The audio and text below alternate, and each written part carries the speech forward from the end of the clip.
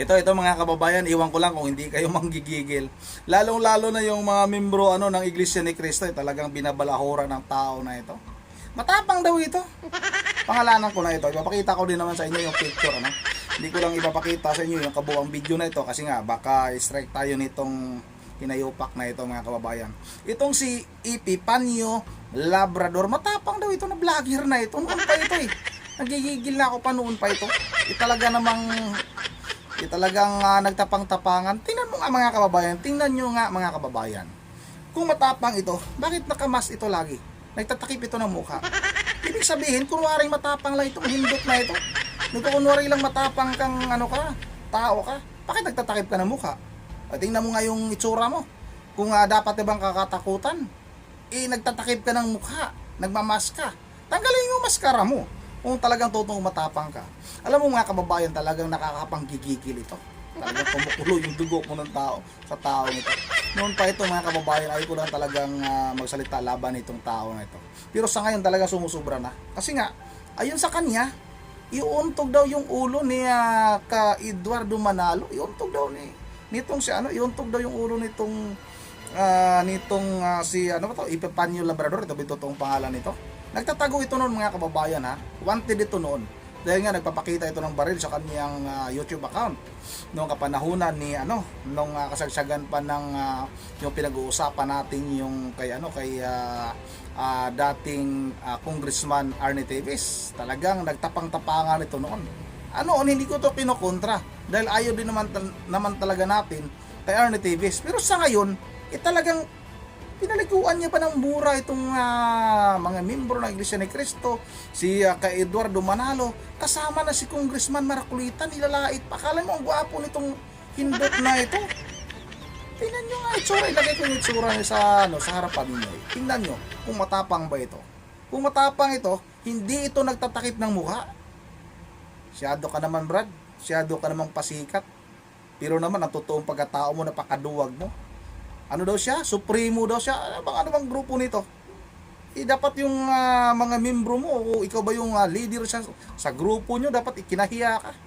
Dahil ikaw yung taong napakaduwag.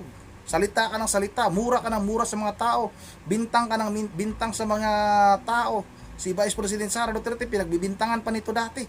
Tapos, kalaunan, umiyak na naman. Humingi naman ng tawad.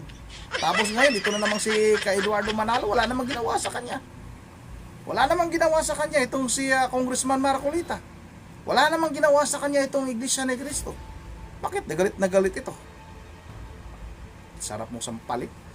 Sampalin kita ng magkakambal na kaliwat kanan. Masyado kang pasikat, Brad. Ito na mga kababayan, Hindi ko lang sa inyo ipapakita masyado itong video na ito. Baka kung hindot na ito, i-copyright tayo. Ito na. Sabay-sabay natin itong panoorin. Yan Natitisod, yan, okay. Bongtera, Labrador, hindi mo alam na mali ang kamera. Sira ulo, tarantado, Bongtera, tir-tirahin kita ngayon dyan, makita mo Anong hindi alam? Ang sabi ng Iglesia ni Cristo, yung peace rally na yan ay walang halong pamumulitika, kundi ka ba naman bobot, sira ulo, gago, di puta, walang niya, gago, demonyo. Halatang halata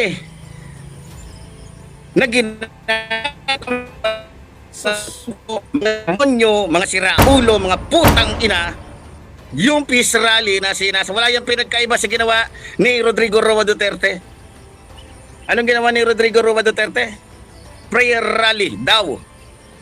Pero nung nagsimula na sila, paninira rally pala.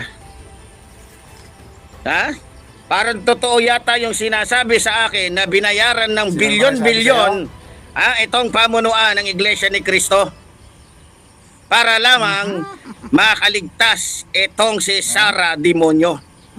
Ayoko na sanang ng Iglesia ni Cristo kasi okay na kami. Okay na kami. Sino ka naman? Natutuwa na ako kasi nakikita ko na yung Pero sa nangyaring ito, di puta, di honor. Good morning kay Apple Teach 1984. Front lang nila yun. Yes, halata naman front lang nila. Yung sinasabi ng Iglesia ni Cristo na peace rally. Putang inang peace rally na yan. Wala yung pinagkaiba sa prayer rally ni Digongyo. Robin Dolor, INC ay kasabwat. Manalo, ano ba yan? Tingnan nyo ang reaksyon ng mga Pilipino. Ito na, Kayong mga nag-react nanonood na kami. ngayon, lalo ng mga DDS, tignan nyo. Ito na. Sige, mag-react kayo. Yung mga nakaano ngayon, babasahin ko dito yung mga reaksyon ninyo. Baka sabihin nila, ako lang ang nagre-react dito ng ganito. Sabi dito ni Romel Bella, alam naman ng taong bayan kung ano ang totoo eh. Yes. Ayun, tingnan nyo. Gerardo Tingnan nyo naman yung picture ni Cory Sarah. Jr. Ay, oy, putang ina mo ka. Tawag dito. Sige, yun na yun. Pio Manoog. Ano to? Pare-pareho lang yan. Tama. Di ba? Mga kababayan, sabi ng Iglesia ni Cristo, wala daw halong pamumulitika. Ay putang ina, politiko yung nagsalita dun eh. Isang maagang putang ina sa mga kalaban natin. At maging dito kay sino tong ng Iglesia ni Cristo? Si Eduardo. Isang magandang putang ina mo ka.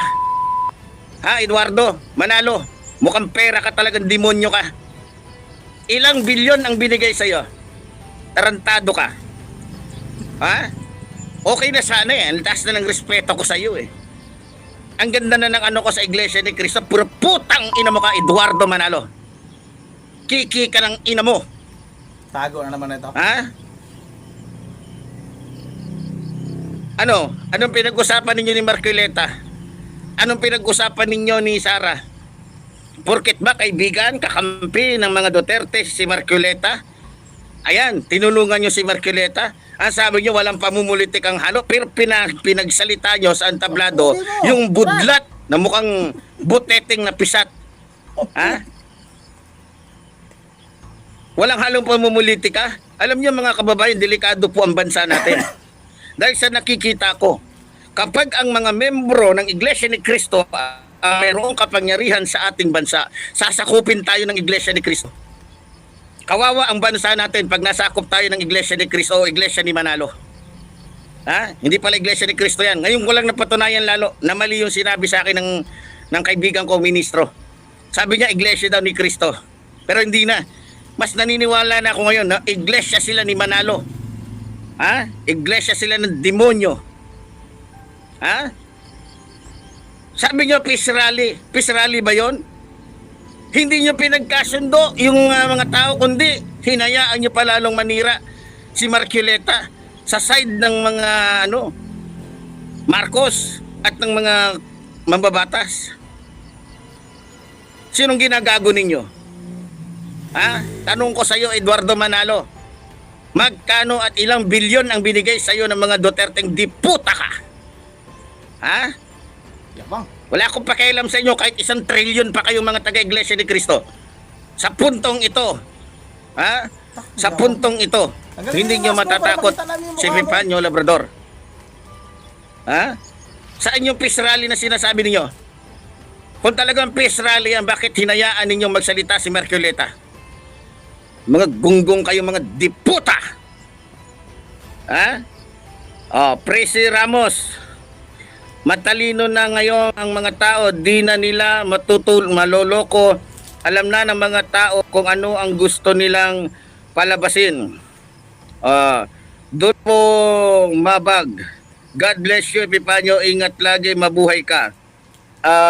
Rexy Pimentel, good AM sir, AM halata ang INC, pera-pera lang sila.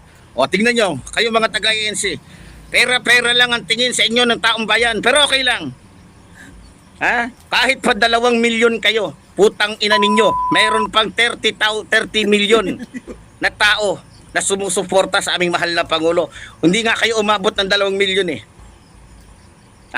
Sabi ko nga, kahit pa 100 beses kayo mag-peace rally, mga demonyo kayo, mga sinungaling kayo, peace rally, mga kiki ng ina ninyo. Yan ba yung peace rally ninyo? Pinagsalita ninyo si Marcoleta? Politiko na mortal na kalaban ng gobyerno? ng mga congressman? Ang ina ninyo, akala ninyo maiisahan ninyo ang taong bayan? Lumalaki ulo ng Iglesia ni Cristo, alam niyo mga kababayan. Pinagmamalaki ng Iglesia ni Cristo kasi, marami sila. Ma-impluwensya daw sila. Putang ina ninyo, hindi nga ninyo ma-overtaken sa dami ang Katoliko. Na kung tutuusin, wala kayo sa kalingkingan sa dami ng Katoliko. Ha? Ingrown lang kayo ng dami ng Katoliko. Mas lalo na ng Islam. Di ba? Putangin, akala mo kung sinong magsi-asta. Akala mo na talaga powerful sila. Pera-pera lang naman ang labanan nyo dyan. Hindi, no? Ginagamit nyo lang naman yung reliyon ninyo pagdating ng politiko. Kahit aminin nyo sa hindi. Ha? Hindi alangan naman sabihin ng mga leader nyo, binibigyan kami ng pera. Natural, hindi nila sasabihin yan. Pero marami ng mga ministro, marami ng magpapatunay yan na pera-pera lang dyan sa Iglesia ni Cristo. Pakialam Ang namin ina sa'yo. ninyo. Okay na sana ako eh. Naka-attend na ako sa kapilya ninyo. Ang ganda ng ano niyo sa loob ng kapilya ninyo. Pero kung gaano kaganda ang loob ng simbahan ninyo, gano'n naman kawalang niya. Gano'n naman kadumi Sakit ang yung mukha mo, kalakaran ninyo. matapang ka. Susunod na vlog mo. Oh. Konti na lang. O tingnan mo ha. Nolan Tariyasin.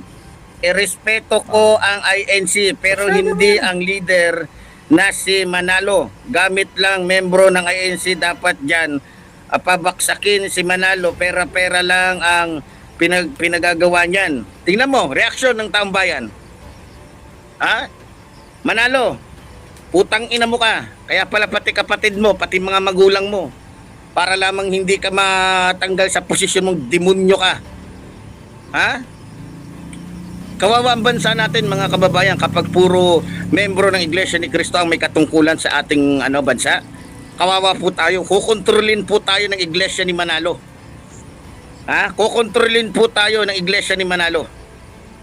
Kaya niyo muna, alamin niyo muna kung yan ang may kayong ugnayan, lalo na si Marcoleta, tingnan niyo Iglesia ni Cristo. Dahil alam niya, Iglesia ni Cristo siya, ginamit niya ng husto yung pagiging membro niya ng Iglesia ni Cristo. Tingnan nyo, marami pang politiko na mag-i-Iglesia ni Manalo, tandaan nyo. Dahil nakita nila, pag Iglesia ka ni Manalo, pag ikaw ay congressman, tutulungan ka ng Iglesia ni Manalo. Kahit na ikaw ay si Raulo, kahit pa ikaw ay gago, tutulungan ka. Kaya kawawa ang mga Pilipino. Isa sa banta ng bansang ito ang Iglesia ni Manalo, tandaan ninyo. Mayabang ka, boy. Tandaan nyo itong sinasabi ko. Kaya tayong mga Pilipino, lalong-lalo na yung mga Katoliko, mga born again, at iba pang mga religion, magkaisa tayo. Tingnan natin kung may magagawa ba yung Iglesia ni Manalo. Bubo nito. Ha? Ang yayabang ninyo. Hindi nga kayo umabot ng 3 milyon eh. Hindi na nga umabot ng 2 milyon ang yayabang ninyo. Baka nakalimutan ninyo na 32 milyon ang bumoto kay Pangulong Ferdinand Marcos Jr. Wala kayo sa kalahati. Kaya wag kayong umasta na para bagang napakaano na ninyo. Ha? Kaya lang naman kayo dumadami, kaya lang naman lumalawa, kaya lang may mayaman ng Iglesia ni Cristo dahil namimilit kayo sa mga membro ninyo na magbigay. Pag hindi nakapagbigay, tiwalag. Ha? Balita ko, walang pinagkaiba sa Iglesia ni Kibulo itong Iglesia ni Manalo eh. Iisa yung Caracas eh. Ha? Okay na eh. Ang ganda ng title, National Peace Rally. Ha? Wala yung pinagkaiba doon. Ang ganda na sana eh. Prayer rally ng mga Duterte. Pag sinabing prayer rally, mananalangin. Ipagdadasal yung mga dapat ipagdasal. Walang halong paninira, walang halong mga ano. Eh putang ina, wala tong pinagkaiba doon kay Digongyo.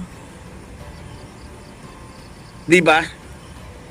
Talaga naman. Basta mga kulto na reliyon, ganun talaga. Di ba? Sinayang ninyo ang ano ko sa inyo. Okay na sana eh. Nakukumbinsi na ako eh. Na maganda ang Iglesia ni Cristo, ganito, ganyan, ganito. Di puta. Dahil lang sa isang politikong kay Marcoleta na halos lumuwa na yung mata. Ha? Tangina naman. Ang aga-aga naliligo tayo ng murahan dito dahil sa kalokohan ninyo. Ha? Ano pa mga reaksyon? Ano pa mga reaksyon? Paabot nga ako. At ako'y naha-high blood na dito. Ha? Sa totoo lang mga kababayan, delikado isa sa banta ng ating bansa ang Iglesia ni Manalo. Mag-ingat tayo sa reliyon na to. Dahil talagang hindi lang yumayabang lalo tong diputang reliyon na to. Kumbaga, akala mo kung sino na tong mga hayop na to. Akala mo kung sino na talagang magagaling. Ha? Benita Magbanwa, tama ang sinasabi mo, Sir Epi. O, tingnan mo. O, June Justado, Sir Epi, parang bulag ang INC, hindi ang bulag ang INC, hindi ang mali. O, Apple Teach 1981. Kuyog sila pero hindi Wala. hindi banal. 'Di ba? O, tingnan mo, Permsi, kaya nasa huli pinagsalita si Marcoleta. God bless the Philippine Protect PBBM. Tinayo 8. Totoo lang naman ang mga sinasabi mo. Salamat sa mga kababayan natin na nakikiisa po sa akin. Talagang hayop tong iglesia ni Manalo eh. Okay na sana eh. Kaya lang pinasingit nyo pa yung isang politiko. Ay, anong kinalabasan ngayon? Eh di may pamumulitika nga. O sinong nakinabang ngayon? Ang taong bayan ba? Hindi. Si Marcoleta at si Sara Duterte ang nakinabang. Ha? Si Sara Duterte at si Marcoleta ang nakinabang. Dapat, kung matino ang pamunuan ng Iglesia ni Cristo, o teka Marcoleta, huwag ka magsasalita. Huwag ka magsasalita, huwag mong hahaluan ng pamumulitika. Kasi peace rally itong sinasagawa namin, nationwide.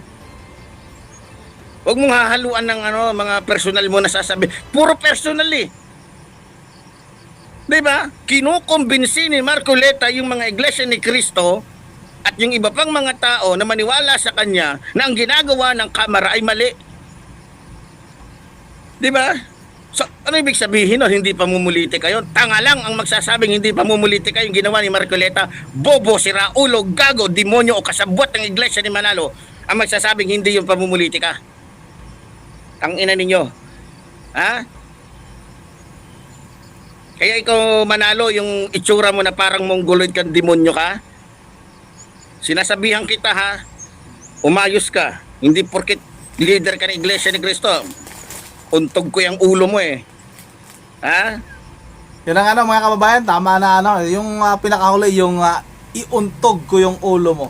Tingnan natin itong si Epifanio Labrador. Nagkukunwaring matapang lang ito mga kababayan. Kitang-kita naman natin sa kanya itsura eh. Kung matapang ito, nagtanggal ito ng mask. Ito yung nakikita ko na nagtapang-tapangan na pinakaduwag na tao. Sobrang duwag nito sa totoo lang. Tingnan mo, matagal na itong nagtatakip ng mukha. Matagal na itong nakamas. Kung matapang ito, pinakita na mukha nitong hindot na ito. Sobrang yabang nitong tao nito at ang pogi nito ha. Pero hindi ba, sinabihan ba naman na parang mukhang mongoloid? Siya yung, iwan ko lang ha, kayo na umusga. Talagang makapanglait, akala mo kung, naku po ang pogi mo. Tanggalin mo yung mask mo, magpakilala ka, magpakita ka, kung totoong matapang ka. Kasi ngayon, ang sigurado tayo na itong Iglesia ni Cristo hahanapin ka. May alam ako sa Iglesia ni Cristo mga kababayan. Kaya ako talagang saludo ako sa pamunuan ng Iglesia ni Cristo. Dahil may experience din tayo, may karanasan tayo sa mga di ko lang siguro kay kwento mga kababayan. Basta may karanasan ako sa Iglesia ni Cristo. Na pinuntahan ako sa bahay, pinuntahan kami sa bahay. At talagang naman sila, talagang mababait naman ito. Pero wag mo lang silang gaguhin. Katulad ng ginawa nito si Epifanio Labrador. Sigurado ako mga kababayan, magtatago itong tao na ito. Magtatago ito. Noon nagtatago na ito. Iwan ko lang sa ngayon, hindi ko na alam ito, hindi ko na masyadong nasundan itong vlogger na ito. Dahil nga sa kanyang ginawa ngayon kay sa Iglesia ni Cristo, lalong-lalo na sa kanilang pinuno, no, yung kanilang pinakamataas, no, sa Iglesia ni Cristo, sigurado ako magtatago ito. Magtatago ka, boy. At tamang-tama lang siguro na lagi ka nagtatakip ng mukha, nagkukunwari kang matapang. Pero ang totoo, baka sa pagtuli pa lang, iiyak ka na. Baka walang tuli ito, baka supot yan. Baka hindi na ano yan. Baka supot yung tao na yan. Yun ang mga kababayan, Iglesia ni Cristo, kayo nang bahalang humusga dyan sa taong yan. Tingnan nyo yung itsura, ang pugi niya, ang tapang niya, tapos nagtatakip naman ng mukha. Kayo nang bahalang sumampal ng kambal na kaliwat kanan yan. Kasi pag nakaharap ko to, sampalin ko ng kambal na sampal ito. Kaliwat kanan, mga kababayan. Kung matapang ka, noon ka pa ang yabang mo magsalita. Dapat tinanggal mo na yung mask mo. Kung talagang, nako po, hirap talaga magtapang-tapangan. Yun na mga kababayan, na dito lang muna at yun na nga, bago tayo magtatapos, mag-shoutout lang ako kay Ma'am Berger Vera Didius ng Pulilan, Bulacan, kay Ma'am Joyce ng Japan, at dito sa mga bago nating subscribers, maraming salamat sa inyong suporta. Shoutout na rin kay dito tayo sa may bandang baba, yung mga Iglesia ni Cristo. Shoutout sa lahat ng Iglesia ni Cristo, Shoutout kay Joy, shoutout kay Rejoice Hampil, shoutout kay Leon Jo, shoutout kay Dante Erquisa, at kay Elrid, at kay Roman Velasco, at shoutout na rin kay Melvin Mirasol, at kay Sara, at kay Melvin Mirasol, tapos na, at kay Emily Kinis. Yun ang mga dito lang muna. Hanapin nyo na, ito si Epifanio Labrador, ang pinakaduwag na nagtapang-tapangan na vlogger na nagtatago sa kanyang mask. Daming mask siguro nabili niyang tao na yan. Ngayon dito lang muna, once again, this is Ronde TV, mga lahat. God bless bawat isa sa atin.